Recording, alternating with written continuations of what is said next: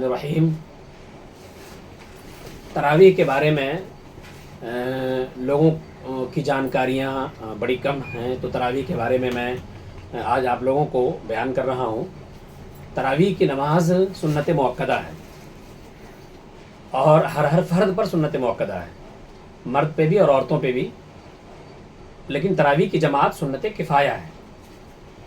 सुन्नत किफ़ाया का मतलब ये हुआ कि अगर कुछ लोग जमात में शामिल हैं तरावीह की जमात में और बाकी कुछ लोग तरावीह अलग से तनहा तनहा पढ़ रहे हैं, तो उन तनहा पढ़ने वालों को गुनाह नहीं होगा, क्योंकि जमात से पढ़ना ये सुन्नत किफ़ाया था।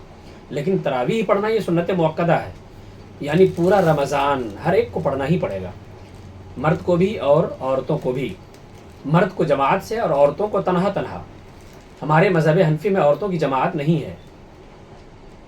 बाज़ लोग तरावीह ख़वातीन जमात से पढ़ती हैं, लेकिन हमारे मज़हब हनफी में तरावीह की जमात औरतों की नहीं है, क्योंकि जब हम फ़र्ज़ नमाज़ों की जमात नहीं करते हैं औरतों की, तो सुन्नत नमाज़ों की जमात कैसे करेंगे औरतों की। फ़र्ज़ नमाज तो बहरहाल सुन्नत नमाज़ों से ज़्यादा अहम है, और फ़र्ज़ नमाज की जमात में वो शरीक नहीं होती है, तो सुन्नत में कैसे शरीक होंगी। लिहाजा उनको तन्हा पढ़ना चाहिए और अपने घर में पढ़ना चाहिए, इसी में उन्हें मुकम्मल सवाब है। तरावीह का वक्त इशा की फ़र्ज़ नमाज के बाद है, यानी अगर कोई ऐसे वक्त में मस्जिद दाखिल हुआ कि उसने इशा की नमाज़ नहीं पढ़ी है और देखा कि तरावीह की जमात खड़ी है और तरावीह में शामिल हो गया, तो उसकी तरावीह की नमाज़ नहीं होगी, क्योंकि उसने इशा की नमाज़ पढ़ी नहीं। तरावीह का वक्त इशा की नमाज के बाद है। रमज़ान शरीफ में वित्र की नमाज जमात से पढ़ी जाती है। जमात से पढ़ना तरावीह की नमाज अफजल है रमज़ान में, गैर रमज़ान में नहीं। गैर रमज़ान में मकरूह है। वित्र में जमात से वही पढ़ सकता है जो इशा की नमाज जमात से पढ़ा हो, और जो इशा की नमाज जमात से नहीं पढ़ा, तनहा पढ़ा, वो वित्र की नमाज भी अकेले पढ़ेगा। इशा की नमाज अकेले पढ़ा था, अगरचे वो तरावीह में जमात में शामिल हो गया था, उसके बाद भी जब वित्र की जमात खड़ी होगी तो वो अकेले वित्र पढ़ेगा, क्योंकि उसने इशा की नमाज अकेले पढ़ी है।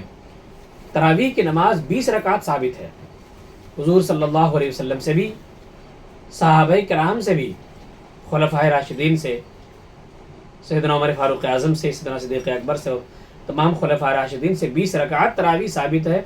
हदीस शरीफ में 20 रकात का जिक्र है। इमाम बैक़ी ने हज़रत साहिब बिन यज़ीद से रिवायत किया है कि 20 रकात हज़रत उमर रज़ियल्लाहु ताला अन्हु के ज़माने में पढ़ी जाती थी नमाज तरावीह, इसलिए 20 रकात ही तरावीह है। जो लोग 8 रकात तरावीह पढ़ते हैं वो बेबुनियाद हैं, और हदीस शरीफ में सराहत के साथ 8 रकात की तरावीह का कहीं जिक्र ही नहीं है। तरावीह की नमाज 20 रकात है, इसलिए 20 रकात ही पढ़ी जाएगी। तरावीह पूरा रमज़ान पढ़ना ज़रूरी है।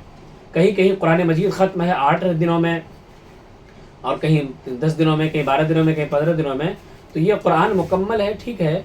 एक कुरान सुनना सुन्नत मुअक्कदा है तरावीह में, वो अगर सुन्नत मुअक्कदा की अदायगी कर दिया तो ठीक है, लेकिन बाकी रमज़ान के बाकी दिनों में भी उसे तरावीह पढ़नी ही होगी, छोड़ना नहीं होगा।